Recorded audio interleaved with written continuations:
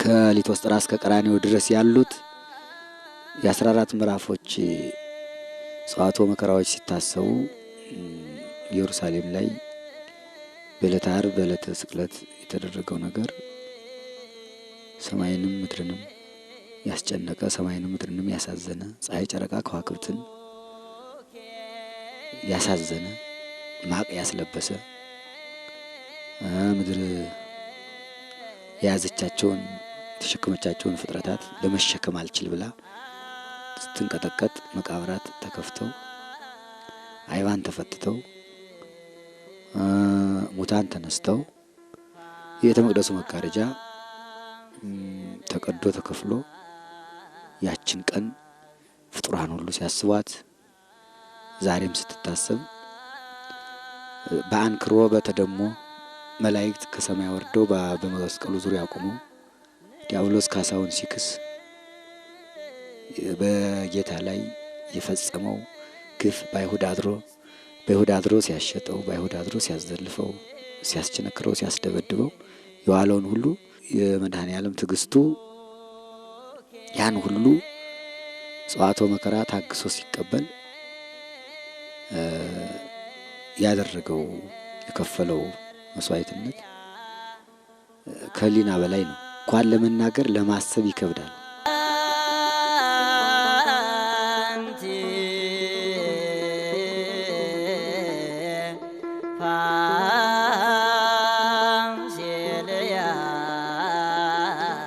የክርስቶስ ነገረ መስቀል ሲነገር አይምሮ ይጨነቃል። ሲታሰብ ለኔ ብሎ ለሚረዳ ሰው ከክርስቶስ ፍቅር የበለጠ ነገር ስለሌለ አይምሮ ይነካል። ቅዱስ ጳውሎስም ተናግሮታል። ከክርስቶስ ፍቅር የሚለየኝ የለም ብሎ ያሉትን ጸዋትወ መከራዎች ዝርዝሮ በሮሜ መልእክቱ ምዕራፍ 8 ላይ ሲናገር ትዝ ያለው ነው። እና የክርስቶስ ነገረ መስቀል በተለይ በፍጹማኑ ዘንድ ፍጹምነት ባላቸው ሰዎች ዘንድ ሲገለጥና ሲታሰብ ያሉበትን ያስረሳል። የት እንዳሉ ያዘነጋል። የተቀበለው መከራ ሁሉም ለኛ ብሎ ስለሆነ ለሰው ብሎ ስለሆነ ለሱ ቅንጣት ታህል ትንሽ ነገር ለሱ ከተቀበለው መከራ መስቀል ሁሉ የሚጠቅመው ወይም ይሆናል የሚባል ነገር ስለሌለ ሙሉ በሙሉ ለሰው ልጆች ስለሆነ ለአዳምና ለሔዋን መቸንከሩ የኔ ነው። እኔ ራሴ እንደመቸንከር ሲገረፍ እኔ እንደመገረፍ ብሎ ከራሳቸው ጋር ሲያስገቡት ብዙ ቅዱሳን ሰውነታቸውን በአለንጋ በቀጋ በጅራፍ እየገረፉ እግራቸውን እየቸነከሩ አሳልፈውታል። እና አቡነ ተክለ ሃይማኖት ጦር በፊት በኋላ በቀኝ መግራ ዘርግተው ሌሎችም ቅዱሳን አበው እና ነገረ መስቀሉ ከሊቶስጥራ እስከ ቀራንዮ ድረስ ያሉት የ14 ምዕራፎች ጸዋትወ መከራዎች ሲታሰቡ ኢየሩሳሌም ላይ በዕለተ ዓርብ በዕለተ ስቅለት የተደረገው ነገር ሰማይንም ምድርንም ያስጨነቀ ሰማይንም ምድርንም ያሳዘነ ፀሐይ ጨረቃ ከዋክብትን ያሳዘነ ማቅ ያስለበሰ ምድር የያዘቻቸውን ተሸከመቻቸውን ፍጥረታት ለመሸከም አልችል ብላ ስትንቀጠቀጥ መቃብራት ተከፍተው አይባን ተፈትተው ሙታን ተነስተው የቤተ መቅደሱ መጋረጃ ተቀዶ ተከፍሎ ያችን ቀን ፍጡራን ሁሉ ሲያስቧት ዛሬም ስትታሰብ በአንክሮ በተደሞ መላእክት ከሰማይ ወርደው በመስቀሉ ዙሪያ ቆመው ዲያብሎስ ካሳውን ሲክስ በጌታ ላይ የፈጸመው ግፍ በአይሁድ አድሮ ሲያሸጠው በአይሁድ አድሮ ሲያዘልፈው ሲያስቸነክረው ሲያስደበድበው የዋለውን ሁሉ የመድኃኔ ዓለም ትዕግስቱ ያን ሁሉ ጸዋትወ መከራ ታግሶ ሲቀበል ያደረገው የከፈለው መስዋዕትነት ከሊና በላይ ነው። እንኳን ለመናገር ለማሰብ ይከብዳል። ለማሰብ ሲታሰብ በአይነ ሊና ሲታሰብ ይከብዳል እና ከጲላጦስ አደባባይ ጀምሮ ታስሮበት ያደረው የፍልፍል አለት ወንበዴዎች የሚታሰሩበት ከፍተኛ ወንጀል የሰሩ ወንበዴዎች የሚታሰሩበት ነው። እዚያ ውስጥ ወዲያ ወዲህ የማያሰኝ ነው። እረኛውን ገድለዋለሁ፣ መንጋዎቹ ይበተናሉ ብሎ ኤርምያስ የተናገረው ትንቢት ሐዋርያት ሲበተኑ እሱ ሲታሰር ኤርምያስ ከታሰረበት እስር ቤት ነው ጌታ የታሰረ ትንቢተ ነቢያትን ለመፈጸም። እዚያ ታስሮ ሲያድር ውስጡ ሲገቡ ጨለማ ነው። ገደሉ በጣም ሲያስቡት ከህሊና በላይ ነው። እኔ በተለይ እዚያ ኢየሩሳሌም ያንን ሳየው በጣም ነበር የሚያስጨንቀኝ፣ በጣም ነው የሚያሳዝነኝ። ሁሉ በእጁ የተያዘ ሲሆን ሁሉም ማድረግ ሲችል ደንጊያው የሱ፣ ቤቱ የሱ፣ ሁሉ የሱ ሲሆን ትዕግስቱ እዚያ ታስሮ ሲያድር ሰዓቱን የእስረኞቹን የነ ጲላጦስን የዳኞቹን ፍርድ ያለምንም ኃጢአት ተቀብሎ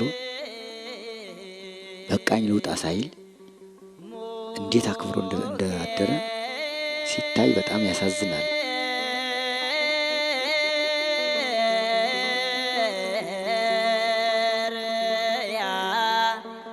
ከዚያ ወጥቶ ከጲላጦስ አደባባይ ልቶስጥራ ለፍርድ ቀረበ። ፍርዱ በሁለት አይነት ነው። ጲላጦስ ለመፍረድ ተቸግሮ ምንም አላገኘሁበትም እያለ ሲጨነቅ፣ አይሁድ ደግሞ እንደ ሕጋችን ሊሞት ይገባዋል እያሉ ሲጮሁ፣ ሲጠይቀው ጲላጦስ አትናገርም ሲለው ዝም ተናገር እንጂ አንተን እኮ ነው የሚከሱ እነዚህ ሁሉ እየጮሁ ነው መልስ ሲለው ዝም። ሌሊት ከጨለማ ውስጥ ካደረው ታስሮ ካደረበት ትዕግስቱ ይልቅ ከጲላጦስ ፊት ማልዳ ቆሞ ያን ያህል ሲከሰስ አንድ ሰዓት እንኳን አይኔ በደለኛ አይደለሁም፣ ምንም ኃጢአት አልሰራሁም፣ እነዚህ የሚናገሩት ሐሰታቸው ነው ሳይል የተነገረውን ሁሉ የሚናገሩትን ሁሉ በትዕግስት ሲቀበል አርፍዶ ከነጋ በኋላ ፍርዱ ሲያልቅ ጲላጦስ ውሃ አስመጥቶ እጁን ሲታጠብ እኔ ንጹሕ ነኝ ከዚህ ሰው ደም እያለ ሲታጠብ ምንም ሳይናገር መስቀሉን ከሊቶስጥራ ተሸክሞ ወደ ቀራንዮ ሲሄድ የሶስተኛው ምዕራፍ ለመጀመሪያ ጊዜ መስቀሉ እንደተሸከመ የወደቀበት ነው። መስቀሉ እንደተሸከመ ወደቀ፣ ተነሳ። አራተኛው ምዕራፍ እመቤታችን ጋር የተያዩበት ነው። የጌታችን ነገረ መስቀል ሲነሳና የሱ ዕለተ ዓርቡ ጸዋትወ መከራ ሲነገር እመቤታችንም ትነሳለች። በተለይ የእመቤታችን ሐዘኗና ልቅሷ እዚያ ምዕራፍ 4 ቦታው ላይ ሲደረስ የሕዝቡ ብዛት ለማየት የአይሁድ ወታደሮችና ዘበኞች ተመለሽ እያሉ ርኅራኄ እንዳይፈጸም እሷ ስታለቅስ አይተው ሌሎቹ ልባቸው ራርቶ እሱን እንዳይተውት እሷን መመለስ ነበር አማራጫቸው። የእሷ ልቅሶ የእሷ እንባ ሲወርድ ልጅና እናት ሊገናኙበት ያልቻሉባት ቀን ናት ያቺ። ዕለተ ዓርብ ስትታሰብ ልጄ ምንድነው ወዳው በደሉ በሀገር ዳኛ የለም ወይ ያለች በደለኝ ያልበደለ ምንም ያልሰራ ሰው እንዴት ይፈረድበታል? እንዴት ይታሰራል? እንዴት ይወቀሳል? እንዴት ይከሰሳል? ዳኛ የለም ወይ ያለች የምትጠራ ነቢያትን ነበር።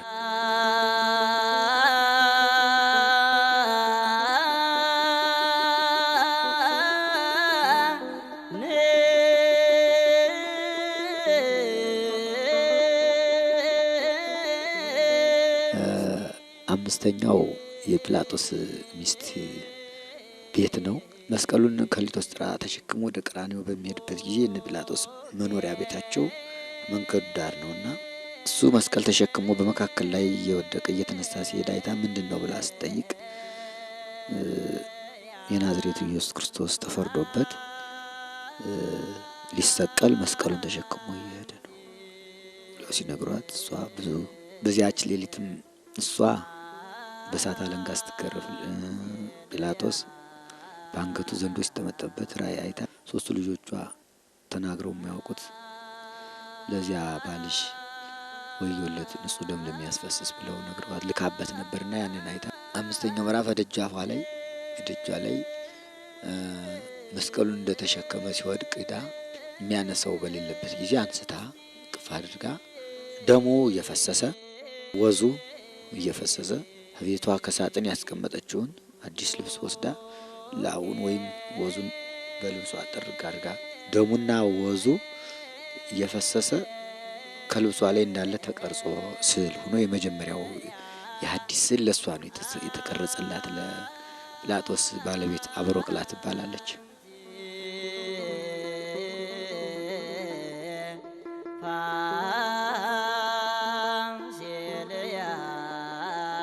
ስድስተኛው ምዕራፍ ስምዖን ቀሬናዊ ከበረሃ ውሎ ኋላ ሲመለስ መስቀል ተሸከም ብለውት መስቀል ያሸከሙበት ነው። ሰባተኛው ምዕራፍ ለሁለተኛ ጊዜ ወደቀበት ነው። ሲታይ በጣም ያስገርማል። ስምንተኛው ምዕራፍ ቅዱሳት አንስት መንገላታቱ እየበዛ ሲሄድ ሲወድቅ ሲንገላታ ሲያዩት ያደረገላቸው በተለይም ቅዱሳት አንስት ውስጥ ማርያም መግደላዊት 7 አጋንንት አድረውባት ዘመድ ሁሉ ጠልቷት ሰው ሁሉ አላስቀርባት ብሎ ከዚያ በኋላ ሀዳናት በኋላ እሱን እናት አባት አድርጋ ተከትላ ስለነበረ በተለይ እሷ አልቻለችም፣ ትጮህ ነበረ። በዛ 12 ዓመት ደም ሲፈሳት የነበረችው የልብሱን ዘርፍ ዳሳ ተፈወሰችው። ልብሱን ገፈውት ስታይ ያ የተፈወሰችበት ልብስ መድኃኒቴ መድኃኒቴ እያለች ታለቅስ ነበር። ስምንተኛው ምዕራፍ ላይ ዘወር ብሎ አዋልደ ኢየሩሳሌም ትብከያኒ፣ እናንተ የኢየሩሳሌም ሴቶች ለእኔ አታልቅሱልኝ፣ ለእናንተና ለልጆቻችሁ አልቅሱ። ዘመን ይመጣል ያልወለዱ መካኖች ያላጠቡ ጡቶች ንዑዳን ክቡራን ናቸው የሚልበት ዘመን ስለሚመጣ በእኔ እንዲህ ያደረጉ በእናንተ መከራ ይመጣባቸዋልና ለራሳቸው አልቅሱ ብሎ አቅማቸው በላይ ሆነው የሚያዝኑትን የሚያለቅሱትን ቅዱሳት አንስትን ያጽናናበት ምዕራፍ ነው ስምንተኛው ምዕራፍ። ምክንያቱም ቸር አምላክ ስለሆነ እኛን ለማዳን ስለሆነ ያን መስቀል ተሸክሞ የሚሄድ ያን ጊዜ እንኳን ያን ያህል መከራ እየተቀበለ ሐዘንተኞቹን ችግረኞቹን የሚያለቅሱትን ቸል አላላቸው።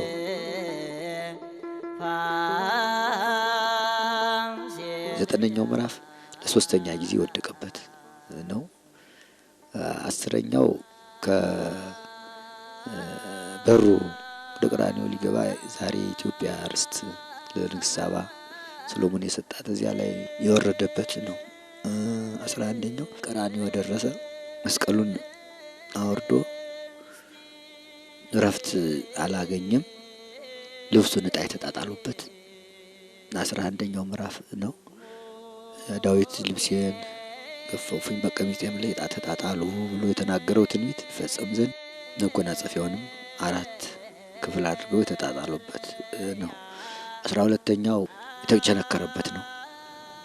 ያን የተሸከመውን መስቀል አጋድመው እሱን እዚያ ላይ አስተኝተው እጁን ናግሩን ግራ ቀኝ እጁን መስቀሉ እንዲደርስ እየጎተቱ እዚያ ላይ ቸነከሩት። አስተኝተው አጋድመው በ5 ቅንዋት ሳዶር አላዶር ዳናት አዴራ ሮዳስ በሚባሉ በ5 ቅንዋት ሁለቱን ከግራ ቀኝ እጁ ሁለቱን ከግራ ቀኝ እግሩ አንዱን ከደረቱ እግሩን ደርበው ነው ቸነከሩት። ስቁረቱ ይቆጠራል። የራሱን ከሆነ የራሱ ይቆጠራል።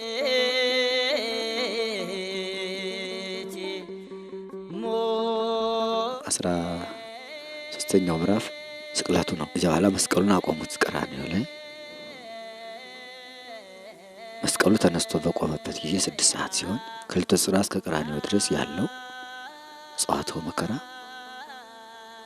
በመስቀል ተካተተ። በዚህ ጊዜ መስቀሉን ብድቅ አድርገው እሱ እንዳለ እንዳይናወጽባቸው ነው በቸንከር የቸነከሩት። በዚህ ጊዜ ሰማይ የተጨነቀች በዚህ ሰዓት ነበር 6 ሰዓት ላይ ፀሐይም ለማየት ለማሳየት ብርሃኗን ከለከለች። ጨረቃው እንደመሰለች ከዋክብትም ረገፉ። በዚህ ጊዜ ዓለም በሙሉ በጠቅላላ ጨለማ ሆነ። ያን ጊዜ አምላክነቱን በመጠኑ ገለጠላቸው፣ ማሳወቃቸው። እስከዚያ ድረስ ትዕግስት አትግረፉኝ፣ አትደብድቡኝ አላለም። የተነገረው ትንቢት የተቆጠረው ሰው ይፈጸም ዘንድ። በዚያ ሰዓት ግን ራቁቱን አድርገው ልብሱንም ተጣጣጥለው ሲገርፉት እስኪ ብርሃንና ጨለማን የሚለይ ማን ነው? የአይሁድ ንጉሳችሁን ልስቀለው ሲላቸው ጲላጦስ አልብነ ንጉሥ ዘእንበለ ቄሳር፣ ከቄሳር በቀር ሌላ ንጉሥ የለንም ብለው ነበርና መንግስቱን ገለጠ። ያን ጊዜ በስድስት ሰዓት ፀሐይና ጨረቃ ፀሐይ ጨለማ ስትሆን ዓለም ጨለማ ሆነ። አይሁድም እጃቸው እንዳለ በኃጢአት ውስጥ በጨለማ ውስጥ በገሃነም ትኖራላችሁ ሲል ንስሐ ካልገባችሁ ጨለማ ውስጥ ትኖራላችሁ ሲል በቁማቸው በስጋቸው ጨለማ እናመጣ። ምስጢርም ነው። ምስጢረ ስጋ ወደሙ ነው። ስጋ ወደሙ በምስጢር ነው እንጂ በግልጽ አይደለም፣ እንደሌሎቹ አይደለም። የኢትዮጵያ ኦርቶዶክስ ተዋሕዶ ቤተክርስቲያን ሲቀደስ መንጦላይቱ እንደተጋረደ በምስጢር የሚደረገውም ያው ከ6 ሰዓት እስከ 9 ሰዓት ጨለማ ስለሆነ ያ የምስጢሩ አካሉ በጨለማ ስለተሸፈነ እንዳይታይ ለዚህ ነው። ምስጢርም ጭምር ነው። እዚያ በኋላ እስከ 6 እስከ 9 ጨለማ ሆነ፣ አረፈ።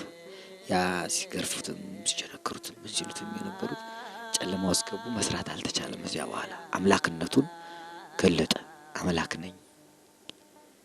እዚያ በኋላ 9 ሰዓት ነፍሱን ከስጋው ለየ፣ ነፍሳትን ከሲኦል አወጣ።